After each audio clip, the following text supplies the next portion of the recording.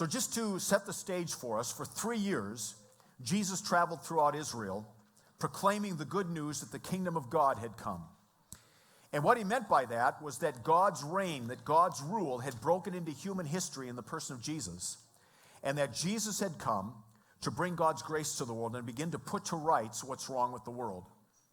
And so Jesus backed that up with his storytelling, with his teaching, and with his actions. He put to rights bodies that were broken by healing them. He put to right death by raising people to life again. He fixed people's eyes and he fed the hungry. And everywhere that Jesus went, he attracted huge crowds of followers. And everywhere Jesus went, he angered the power people of the day. And that conflict between Jesus and the power people finally came to a head in the events that led to his crucifixion. And it all started on Palm Sunday. Throughout the week, Jesus intentionally did things that seemed to anger and hack off the power brokers. And it seemed as if he was intent on doing this. And that was the case with Palm Sunday. Now, around this time every year, back in Jesus' day, pilgrims would come to Jerusalem, Jewish people from all throughout the country, to celebrate the Passover. The Passover was that moment thousands of years earlier when God rescued the people of Israel from slavery in Egypt under the leadership of Moses and claimed the Jewish people as his own. Now, Rome understood, the oppressing power at that time, Rome understood that Passover every year was a full-blown riot waiting to happen. One little spark could set off a rebellion. There are Jews upon Jews in that little city of Jerusalem. They're packed in there. They're chafing under Roman authority and Roman tyranny, and they are celebrating the time when God set them free from another tyrannical empire, Egypt.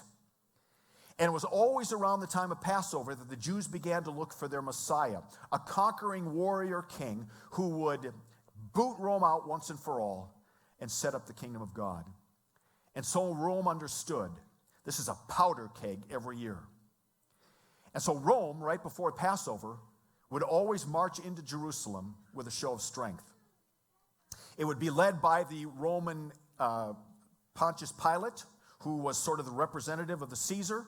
He would ride in on a beast of war, the horse. He would be followed by his soldiers, all of them brandishing their swords, because they wanted the people of Israel to know under no uncertain terms was there going to be any problem at all. Any little spark of rebellion was going to be quashed by the power and might of Rome. So not long after that, Jesus also marches into Jerusalem. And he seems to be intentional about this. He seems to be setting up a way to mock the power of Rome.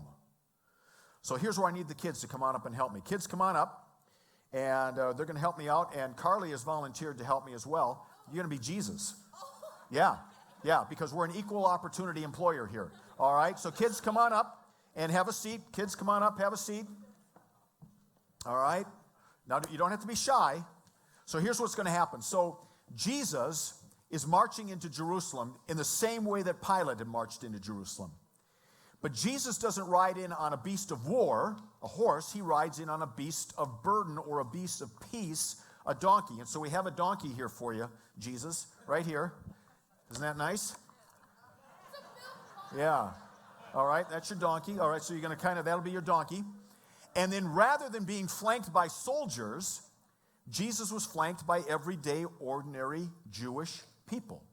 So that's going to be you. Now, they didn't have swords, but they did have a symbol of power for themselves, and that was the palm branch. For the Jews, that was a symbol of freedom. And so it was an act of rebellion for them to be waving these palm branches at Jesus, hailing him as the king. And so what Jesus has done here with Palm Sunday is he has said, I'm the new Caesar. And I am not a Caesar who is going to reign with power and with terror. I'm a king, I'm a Caesar who's going to reign with peace and sacrifice. So Jesus intentionally rides into Jerusalem, mocking the Roman Caesar. And Rome is not going to tolerate that long, particularly at Passover, when things are so overheated as it is. As soon as Jesus gets in Jerusalem, he heads to the temple. Does anybody here know what a temple is? Yes. It's ancient. Very, very good. What else can you tell me about a temple? Yeah. It has artifacts. All right. Yes, sir. So it can be made of sand. This one here, take a look. This is a temple. A temple is like a church. This is where the Jewish people worshiped. It was huge, many, many blocks long. So it had several courts to it. And the outer court, which was had a wall around it and was sort of outdoors, was the only place that non-Jewish people could go to worship. It's where the Gentiles could worship. The problem was that the outer court had become a bazaar. And there were good reasons for this. This is the Passover, and so people are sacrificing animals as a part of their ritual, but they don't want to bring their animals hundreds of miles throughout Israel, so they need to buy them somewhere. And so merchants would set up tables where they were selling sacrificial animals. It was meant to be a service. Second thing was you couldn't bring money into the temple because it was tainted. You could only bring in kosher money into the temple, and so they would have money changers there as well. The problem was it got out of hand. First of all, the vendors started to rip people off. Secondly, do you guys know how to make the sound of lambs or sheep bleating? I want you to go as loud as you can. Start being sheep. Louder. You got to go. You need to really go. I need to hear it. You see Steve back there? Steve's raising his hand. He cannot hear you. Wow.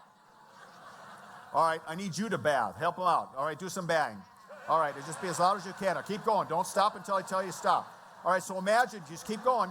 Imagine you're Gentiles and you're trying to worship in the midst of that. Plus you got people yelling at you to change your money. There's sheep running all over the place. You can't worship at all. So Jesus picks up a whip and he starts booting out all of the vendors. So you're now sheep, and I want you to pretend you are scared and you are running out of the temple and you run back to your folks. But don't go far. Just go back to your folks. Go back to your seats. All right. Very, very good. So Jesus kicks out all of these vendors. Now, he has just hacked off the Roman Empire by making fun of Caesar, and now he has hacked off the religious leaders by intentionally going in and taking control of the temple. And the Jewish leaders want nothing to do with that. How dare he? He claimed that they had made the temple into a den of robbers and that he was robbing people of the opportunity to worship. So now the religious leaders are hell-bent on getting rid of Jesus. And they decide that in the end they have to collude with the Roman Empire, their enemy, because now they have a common enemy, and that's Jesus. The only way that this plan for them was going to work to get rid of Jesus was they had to get somebody on the inside, a friend of Jesus, someone who was just as disillusioned with Jesus as they were. And they found their man in Judas. Now, Judas had been with Jesus for almost the whole time. And there are many people who think that Judas believed that Jesus would be that conquering hero Messiah, that he would come and get rid of Rome once and for all and set up the kingdom of God. And he was frustrated because Jesus wasn't doing that. And so he figured if he could force Jesus' hand, then Jesus would act.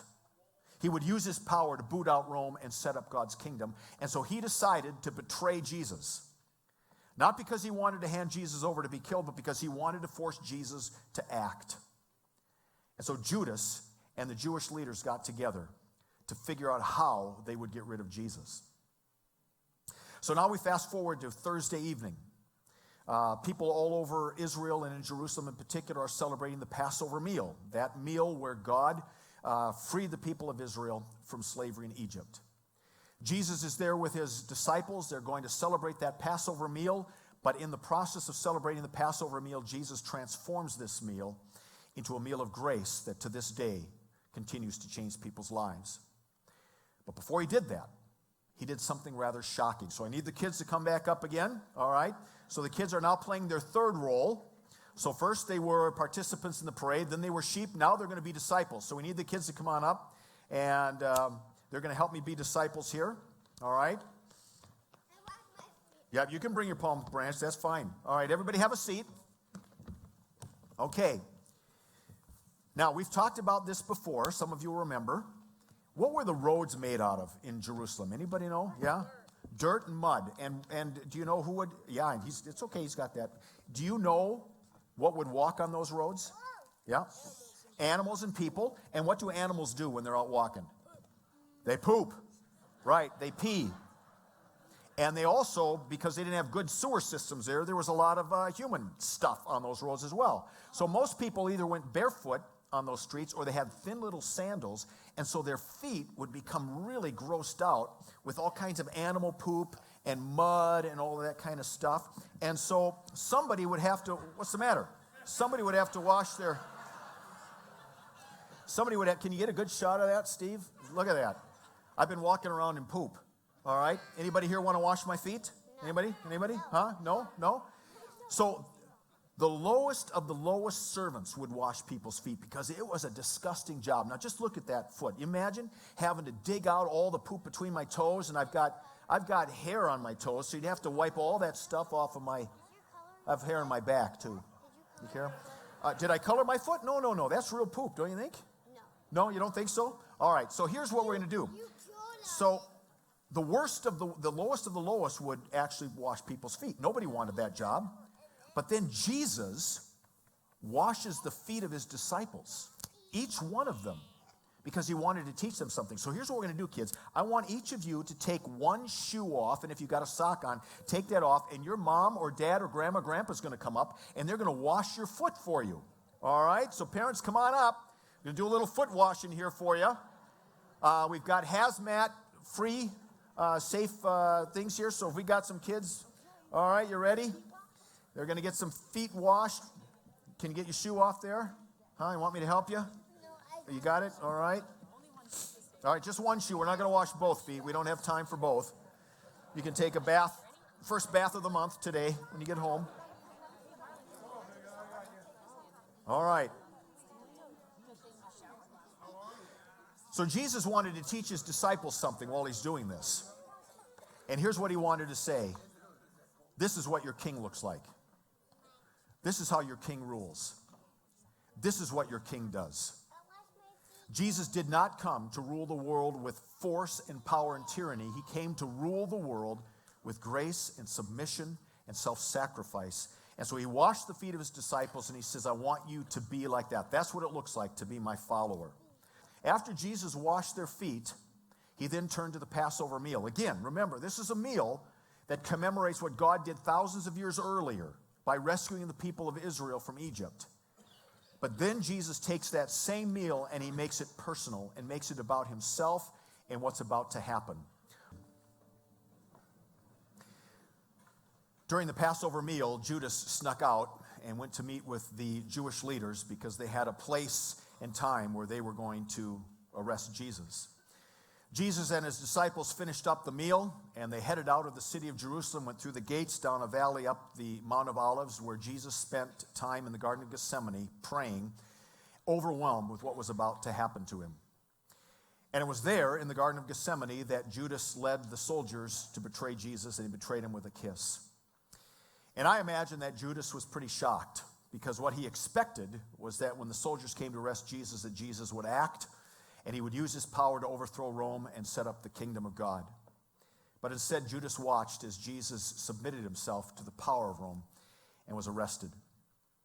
Throughout the night, Jesus was taken to many different places and put on trial. It started at Pilate's headquarters. He was taken to the home of the high priest.